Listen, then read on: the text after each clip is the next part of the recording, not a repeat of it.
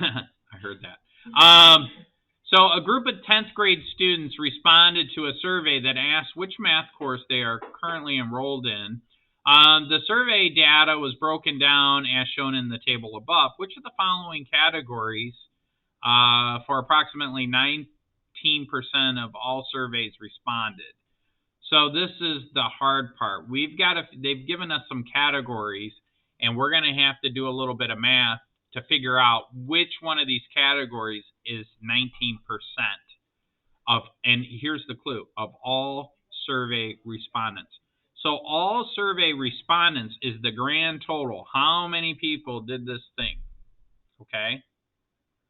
So then what we need to figure out is what is 19% of 310. Now, one way to do that is if I say 310 times 0.19, right? So that'll approximate, so let's do that. So I'm going to say 310 times 0.19. That's 19% of 310 is, well, it's pretty close to 60, 58.9.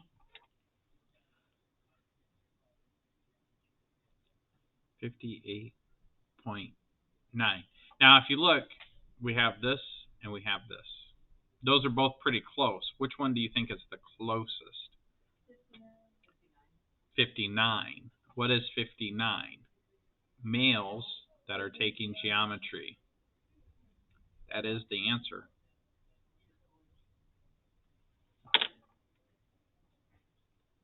I'll leave that up there for a second so you guys can kind of process that. Yeah, so let me reread it. It says a group of 10th grade students responded to a survey in which course they're currently enrolled in. The survey data was broken down and shown in the table above. Which of the following categories accounts for approximately 19%? So 19% is the same as 19 over 100, right? 19 per 100, which is also the same as 0.19. So to find, I know that the grand total of all the students was 310. So what I wanted to do is find out what is 19% of 310. Well, it turns out that it's about, well, it's actually equal to 58.9. So then we got to look at this group and we got to say, well, which group is it? And it says approximately 19%. So which one is the closest to 58.9?